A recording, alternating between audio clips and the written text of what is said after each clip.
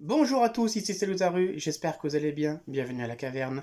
Aujourd'hui on se retrouve pour évoquer les 10 meilleures techniques du manga Dragon Ball. Avant d'aller plus loin, je tiens à préciser deux choses importantes. Premièrement, j'entends par technique uniquement les attaques qui peuvent être apprises par tous les personnages ou presque. Je ne parlerai donc pas du rayon diabolique de Diableman, de la régénération de Boho ou de la salive de Tabra entre autres, car ce sont des pouvoirs spécifiques à ces individus ou à ceux de leurs espèces. De même, les transformations en Super Saiyan et en Ozaru sont prohibées, tout comme les allongements de bras des Namek. Deuxièmement, je prendrai comme source uniquement le manga original, soit les 42 premiers tomes. Aussi bon soit-il, l'anime n'est qu'une adaptation de celui-ci. Les films n'apportent rien de très pertinent et sont difficiles à être intégrés dans la continuité, hormis quelques-uns. Dragon Ball GT n'est plus considéré comme canon aujourd'hui. Par principe, je ne parlerai pas non plus de Dragon Ball Super, que j'ai en aversion. Quant au dictionnaire et interview qu'a fait Akira Toriyama par la suite, étant donné qu'il ne se souvient même plus précisément des détails de son œuvre, on peut mettre leur pertinence en doute. À présent que les choses sont claires, je vous souhaite à tous une bonne vidéo.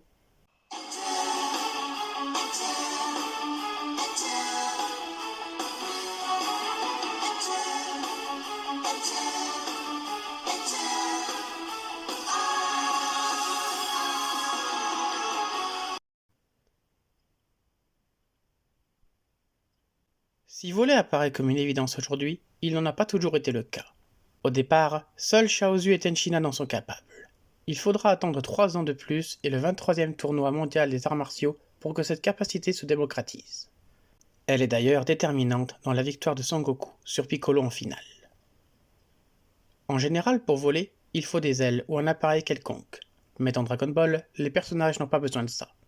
Ils se contentent de flotter en position verticale ou horizontale, ce qui donne l'impression qu'ils marchent sur l'air. Voler de cette manière offre évidemment de nouvelles possibilités de combat. Elle donne une impression de légèreté et de vitesse, augmente le champ d'action, améliore les esquives et permet dans certains cas d'éviter de tomber hors du ring. De plus, cela devient le moyen de voyage le plus rapide pour se rendre d'un point à un autre, hormis le déplacement instantané bien sûr. Contrairement à la plupart des techniques présentes ici, la morsure du soleil n'a pas un caractère offensif, mais défensif. Ceci dit, son efficacité n'est plus à démontrer. Mise au point par le maître des grues, elle fonctionne à 100% la première fois qu'on l'utilise contre un ennemi, et ce quel qu'il soit. Exploitée par Tenshinhan, Sangoku, Krillin et même Cell, la morsure du soleil se révèle très précieuse d'un point de vue scénaristique. Elle sert souvent pour échapper à un adversaire plus fort que soi ou le prendre en traître. Sans elle, Dodoria aurait tué Krillin, Sangohan et Dende bien avant l'arrivée de Sangoku sur Namek. Dans ces conditions, ce dernier ne serait probablement jamais parvenu à débloquer le stade de Super Saiyan et Freezer régnerait encore aujourd'hui sur l'univers. Lorsque le Kyo fait son apparition, il nous est présenté comme l'attaque la plus puissante de Dragon Ball, loin devant le Kamehameha ordinaire. Capable de détruire totalement une zone prédéfinie à l'avance par les mains de l'utilisateur, elle demande tellement d'énergie qu'elle lui coûte souvent la vie. C'est la raison pour laquelle elle est en principe interdite dans les tournois. Marque de fabrique de Tenshinhan, qui l'utilise au moins une fois dans chaque saga auquel il participe, le Kyo permet à l'homme aux trois yeux de créer la surprise et de se hisser l'espace de quelques secondes au niveau d'ennemis comme celle de Zenform.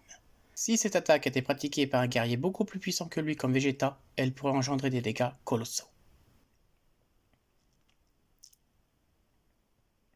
Gotenks possède beaucoup de techniques cool, mais si l'on ne devait en retenir qu'une seule, ce serait le Super Fantôme Kamikaze. Loin de créer de simples boules d'énergie à tête chercheuse, cette attaque donne en quelque sorte vie à des fantômes qui ont la capacité d'exploser au moindre contact. Donner la vie, c'est le mot. Semblables à leur créateur, ces fantômes savent parler, penser de manière indépendante et travailler en équipe. Leur caractère est fortement influencé par celui du lanceur.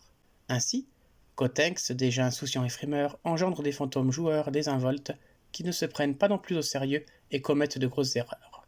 En revanche, on peut imaginer que si Piccolo connaissait cette attaque, ses bombes vivantes se montreraient beaucoup plus posées, réfléchies et efficaces. Créé par Tortue Géniale, le Kamehameha, qu'une seule personne sait officiellement utiliser au départ, est finalement la technique exploitée par le plus de monde. Pas moins de 10 personnages en ont produit un au moins une fois, dont des méchants comme Cell et Boo. C'est de loin l'attaque préférée de Son Goku, qu'il a réalisée à pas moins de 36 reprises du début à la fin de l'œuvre. Attaque énergétique à la puissance très variable, rapide à charger et facile à diriger, le Kamehameha a été employé dans de nombreuses situations différentes. Loin de se contenter d'être une simple vague déferlante comme le Final Flash, il sert aussi pendant longtemps de jet de propulsion en attendant que tout le monde sache voler et a même été lancé une fois avec les pieds.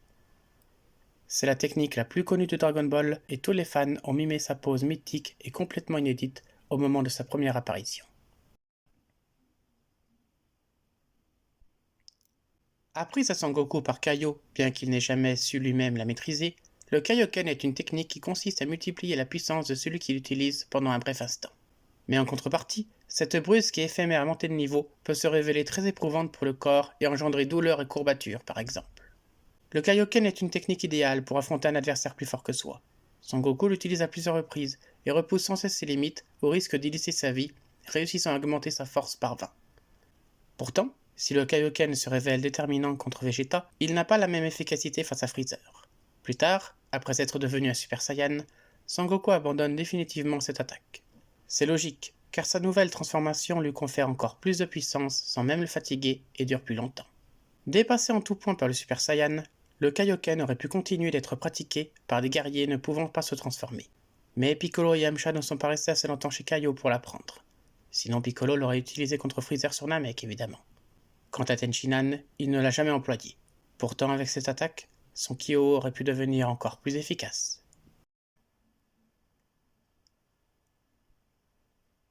Si le Kyanzan est en quelque sorte une scie d'énergie, le Makako Zanpo peut être l'équivalent d'une perceuse fantastique.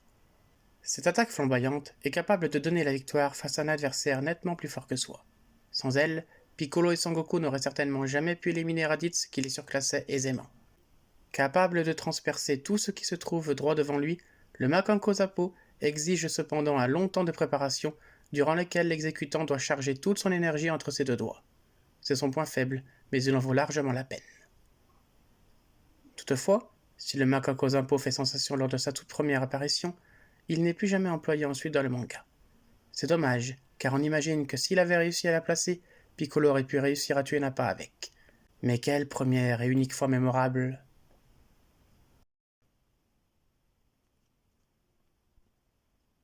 Mis au point par Krillin, le Kyanzan est une attaque particulière. C'est un disque d'énergie qui ne consiste pas à brûler, exploser ou désintégrer l'adversaire, mais à le couper en deux. Il permet d'éliminer en un instant un ennemi énormément plus fort que soi. Même Freezer prend soin d'éviter les disques lancés par Krillin, alors que c'est pourtant un insecte comparé à lui avec des techniques ordinaires. Si Krillin réussit à trancher la queue du terrible démon du froid, ce qui est déjà un formidable exploit, il ne parvient malheureusement pas à tuer un ennemi avec. Cela aurait sans doute été un peu trop facile. Néanmoins, Vegeta et Freezer vont reconnaître ses mérites et vite s'approprier cette attaque. Sans elle, le prince des Saiyans n'aurait pu couper la queue de Son Gohan transformé en Ozaru et il se serait probablement fait tuer sur Terre. Quant à Freezer, il a amélioré le Kyanzan afin de s'en servir comme dernier recours face à Son Goku sur Namek.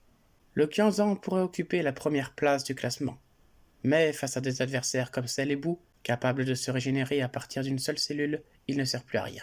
C'est la raison de sa troisième position. Appris par Kaio Son Goku, le Genki-Dama est une technique qui permet de puiser dans l'énergie des plantes, humains et animaux, mais aussi des minéraux et du soleil pour créer une boule bleue de force pure.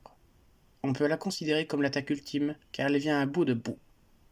Et pourtant, c'est un effet trompeur. En effet, Vegeta et Freezer ont tous deux survécu au Genki-Dama alors qu'ils étaient pourtant beaucoup moins forts que la créature de Babidi. Certes, on peut tenir compte du fait que la dose prélevée dans chaque individu n'était pas la même, mais ce n'est pas suffisant pour expliquer un tel écart. Akira Toriyama n'avait pas prévu de faire tuer Boo ainsi et a donc fait appel à une facilité scénaristique assez grossière. Le Genki-Dama ne dépend pas de la puissance de son lanceur, c'est un bon point. Mais à contrario, si on l'utilise dans un endroit complètement désert comme l'espace, il se révèle nettement moins puissant. De plus, son temps de chargement est très long. À chaque fois, il faut qu'un allié occupe l'ennemi en question pendant un bon moment, sinon il est quasiment impossible de mettre cette technique au point. Sangoku est le seul personnage de tout le manga à pratiquer le Genki-Dama, même si Cell prétend également en être capable. C'est une attaque poétique et spectaculaire, mais en réalité très rare. Vu les incohérences à son sujet, il est difficile d'évaluer son réel potentiel. Mis au point par Mutaito afin d'affronter Piccolo Damayo, le Mafuba est une sorte de tourbillon mystique qui permet d'enfermer son adversaire dans un objet. C'est la technique idéale pour venir à bout d'un ennemi beaucoup plus fort que soi. Certains diront qu'elle n'est efficace que contre les démons, mais cela n'a jamais été spécifié dans le manga. Et quand bien même, elle aurait pu se révéler très efficace contre Dabra et Boo. Le Mafuba possède 3 inconvénients. Le premier est qu'il peut se faire contrer et se retourner contre son exécutant.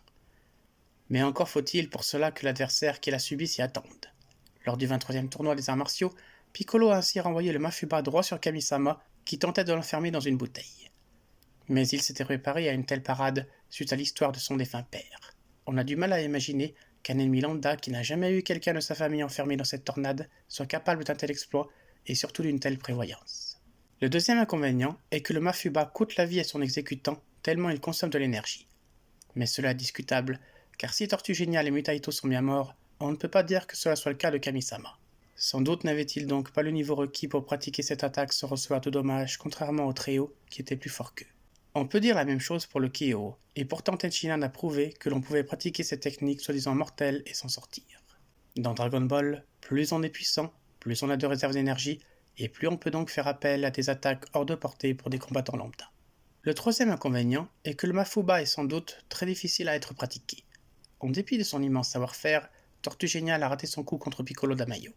Il demande une grande précision, et ce doit être très dur d'entretenir à la fois le tourbillon y enfermer son adversaire et le diriger dans l'objet choisi. Le tout en veillant à ne pas mourir d'épuisement avant au moins d'avoir atteint son objectif. Malgré tout, le Mafuba reste à mes yeux la botte secrète ultime. Tout comme le Kanzan, elle peut toucher n'importe qui, peu importe sa puissance, et les effets de régénération sont inefficaces contre elle. Utilisée avec un bon effet de surprise, elle peut neutraliser n'importe qui. Craint comme la peste par Piccolo Damayo, qui se croit pourtant beaucoup plus fort que tout le monde lors de son bref règne, il est dommage qu'on ne l'ait plus revu après l'échec de Kami-sama. À défaut de venir à bout d'un ennemi ultime, elle aurait au moins pu permettre de redonner aux guerriers terriens surclassés par les Saiyans un peu de gloire contre un subalterne de haut rang. En 42 tomes, on a eu droit à une bonne trentaine de techniques différentes, et ce sans compter les innombrables rayons et prises de combat qui n'ont pas de nom spécifique, hormis dans les jeux vidéo. J'ai essayé de me montrer varié, en privilégiant l'efficacité et la diversité des techniques à la place de la puissance brute. C'est pourquoi de grosses attaques comme le Final Flash sont absentes. De toute façon, dans un manga, il vaut mieux maîtriser un tas de coups différents afin de s'adapter à diverses situations possibles. N'hésitez pas à me dire en commentaire quel aurait été votre top 10 des techniques Dragon Ball. En attendant, je vous dis à la prochaine pour une nouvelle vidéo.